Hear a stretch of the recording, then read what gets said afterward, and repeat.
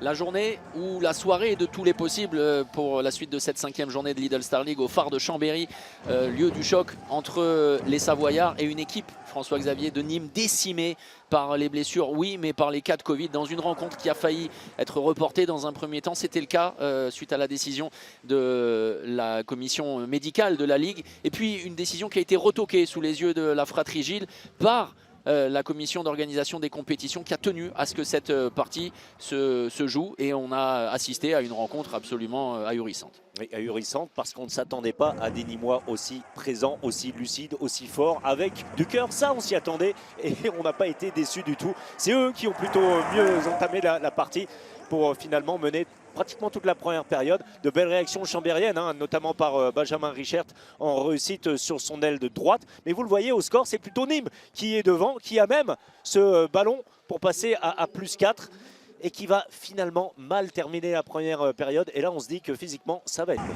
Oui, parce qu'effectivement, il n'y avait que 11 joueurs sur la feuille de match, avec une rotation proche du néant, avec un Ahmed Echam qui a été très très bon en première période, avec un Michael Guigou et un Vít Kavtičník qui ont joué clairement les rôles de taulier. Oui, mais voilà, Chambéry a tenu tête à Nîmes et a tranquillement fait son retard avant de venir, juste avant le retour au vestiaire, et bien échouer à égalité, 14 partout. 14 partout, ce qui paraissait plutôt bien payé pour les Chambériens en cette première période. Le début de la seconde période, eh bien Chambéry est devant. Et Chambéry est devant, Nîmes montre des signes de fatigue. Les gardiens ne sont plus en réussite. C'est Théodore Paul qui occupe le but nîmois. Et pourtant Nîmes ne craque pas, en tout cas reste plus ou moins en contact, même si Nîmes éprouve de grandes difficultés en attaque. Et finalement, on va s'attacher à servir cet homme qui aura été partout dans les 20 dernières minutes, en attaque, en défense. Nieto aura été très bon. Vít Kavtičník un petit peu plus tard avec tout son métier. Et puis Chambéry qui n'arrive pas à décoller. C'est une grosse surprise à ce moment-là, mais il va se passer encore beaucoup de choses dans cette fin de match. Parce que rien ne sera épargné aux Nîmois, avec un avantage pour Chambéry, une triple exclusion temporaire pour côté Nîmois, avec une disqualification d'un Luc Toby qui va intervenir juste avant les 10 dernières minutes, et puis des faits de jeu comme ça, manque d'occasion concrétisée par des Chambériens qui vont sans doute s'en vouloir également dans la gestion de cette fin de rencontre.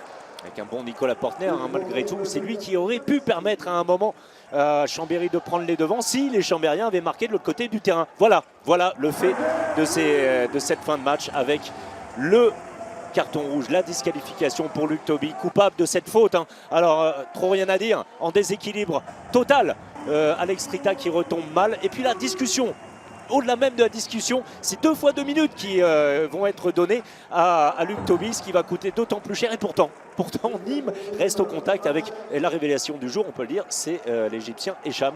Oui, qui aura été très fort vraiment dans sa capacité à tirer de loin. Mais on pensait, alors que effectivement les Nîmois étaient en triple infériorité numérique, que Chambéry allait pouvoir grappiller, allait pouvoir s'imposer. Oui, mais voilà, les problèmes chambériens sont encore réels. Et malgré cet échec de Michael Guigou dans un moment essentiel pour revenir d'abord à égalité, Chambéry clairement est en souffrance depuis le début de la saison, et ça s'est vu dans la gestion de la fin de rencontre. Et pourtant Chambéry aura eu des occasions dans cette fin de match, au métier jusqu'au bout. Encore une fois, avec un très bon Nicolas Portner, tout semblait possible encore à Chambéry. Mais plus le match avançait, plus on se disait que c'était finalement pas une soirée tout à fait normale.